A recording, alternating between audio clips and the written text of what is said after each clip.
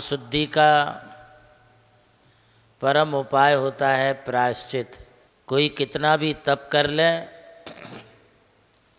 और कितने भी व्रतों का पालन कर ले, सकल संयम एवं महाव्रतों को धारण भी कर ले, तब भी बिना प्रायश्चित के उसके तप की, महाव्रतों की, सकल संयम की और व्रतों की शुद्धि नहीं हो सकती है। निर्दोष सर्वथा कोई नहीं है। इस कलिकाल में सर्वोत्कृष्ट निरतिचार चारित्र की परिपालना नहीं हो पाती है और कितना भी सट आवश्यक कर्तव्यों का पालन कर भी लिया जाए, किंतु जब तक प्रतिक्रमण पूर्वक गुरु के समक्ष आलोचना करके अपने दोषों का निराकरण नहीं कर लिया जाता है, मिच्छामि दुक्कडम बोल करके प्रायश्चित ग्रहण नहीं किया जाता है, तब तक उसके व्रतों की शुद्धि नहीं होती है। इसलिए प्रायश्चित का विधान सिर्फ साधुओं के लिए ही नहीं है, ये श्रावकों को भी करना चाहिए। श्रावक के जीवन में भी अष्टमूल गुणों का पालन करने में कभी दोष लगता है अथवा प्रमादवश भी अपनी देव दर्शन, अभिषेक और पूजा की क्रिया को संपन्न नहीं कर पाते या करते हैं तो उसमें भी कोई दोष लगता है।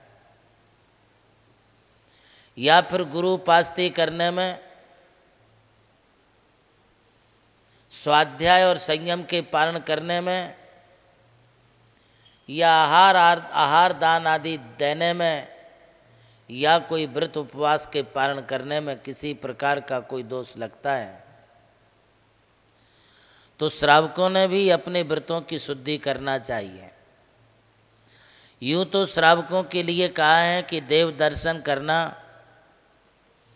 पानी छानकर के उपयोग में लेना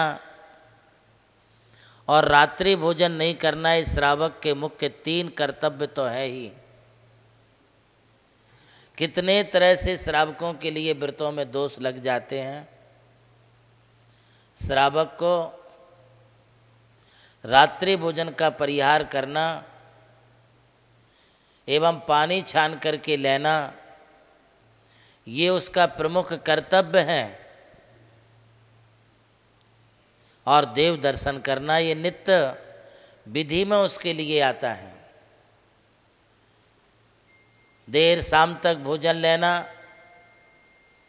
कभी बिना छना पानी ही उपयोग में ले लेना, कभी देव दर्शन नहीं करना, ये श्रावकों के व्रतों में लगे दोष हैं। पंचदंबर फलों को अनजान में लेना, अंजीर आदि खा लेना अथवा कोई अभक्ष्य पदार्थ का सेवन कर लेना, अनजान फल आदि का सेवन करना, सप्त व्यसनों के त्याग में से कोई व्यसन में यदि कोई दोष लगता है तब, या 5 अणुव्रतों में भी किसी प्रकार का दोष लगता है तब, किसी प्रकार की कोई जीव हिंसा आदि हो जाती है, श्रावकों के द्वारा भी झूठ चोरी अथवा कुशील और परिग्रह संबंधी कोई पाप होते हैं, तब उन पापों के निराकरण करने के लिए उन्हें भी गुरु के समक्ष जाकर के आत्मशुद्धि हेतु अपने दोषों की निंदा और गराह करनी होती है। फिर गुरु जो भी प्रायश्चित देते हैं उस प्रायश्चित को उन्हें बिना किसी प्रकार के हिचकिचाहट के उसे पूरा करना, इससे श्रावकों के व्रतों की शुद्धि होती है। कोई यदि वृत्तिक है, दर्शन प्रतिमा से लेकर के उद्दिष्ट त्याग पर्यंत 11 प्रतिमाओं का पालन करने में भी यदि कोई दोष लगते हैं तो उनके लिए प्रतिक्रमण भी है, आलोचना भी है और प्रायश्चित का विधान भी है। गृहस्थों का जीवन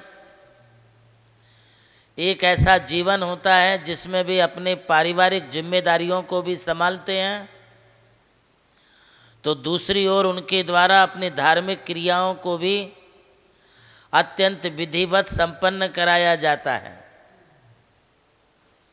श्रावकों के ऊपर दोहरी जिम्मेदारी होती है।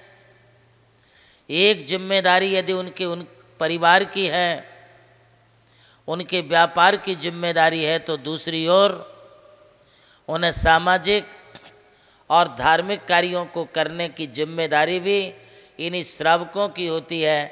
इन कर्तव्यों का पालन करना हर श्रावक का कर्तव्य होता है।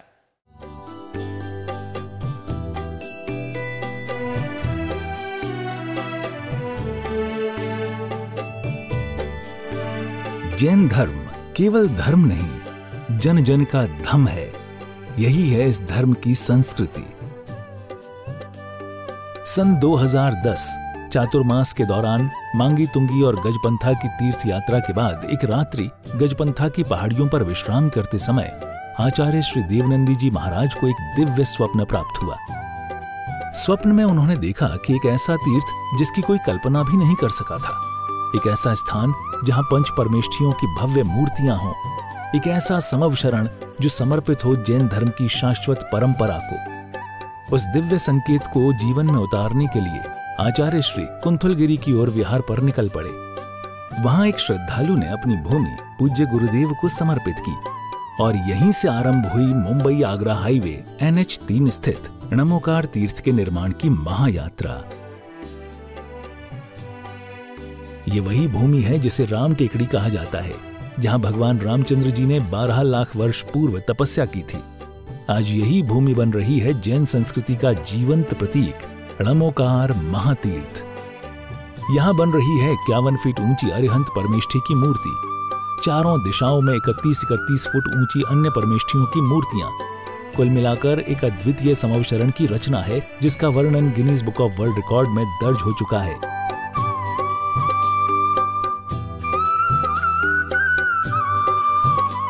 इस भव्य मंदिर जी में स्थापित किए जा रहे हैं 24 तीर्थंकरों के 24 मंदिर, पंचमेरु, नंदीश्वर द्वीप, नवदेवता और 64 रिद्धि मंदिर, सप्तऋषि मंदिर और गोमटेश्वर बाहुबली, संवेद शिखर जी की झलक और क्षेत्रपाल मंदिर। यहाँ पर अब तक 250 से अधिक कमरे निर्मित हो चुके हैं, जिनमें 75 साधु साध्वियों के लिए एवं यात्री निवास आधुनिक सुविधाओं से युक्त है।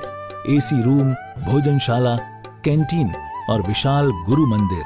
णमोकार तीर्थ का भूमि पूजन 8 फरवरी 2014 को संपन्न किया गया था और आज लगभग 10 लाख स्क्वायर फीट से अधिक निर्माण पूर्ण हो चुका है और अब यह दिव्य तीर्थ अपने चरम आयोजन की ओर अग्रसर है। 2026 में जिन शासन के वरिष्ठतम आचार्य परम पूज्य साधना सम्राट गणाधिपति गणधराचार्य श्री कुंथु सागर जी महाराज के सानिध्य में एवं परम पूज्य प्रज्ञा श्रवण सारस्वताचार्य श्री देवनंदी जी महाराज की प्रेरणा एवं निर्देशन में 400 से अधिक साधुओं की उपस्थिति में आगामी 6 से 13 फरवरी 2026 में णमोकार तीर्थ का भव्याति भव्य अंतर्राष्ट्रीय पंच कल्याणक प्रतिष्ठा एवं महामस्तकाभिषेक महोत्सव का आयोजन होने जा रहा है। खुल रहा है पुण्य का द्वार, जो करेगा भव पार।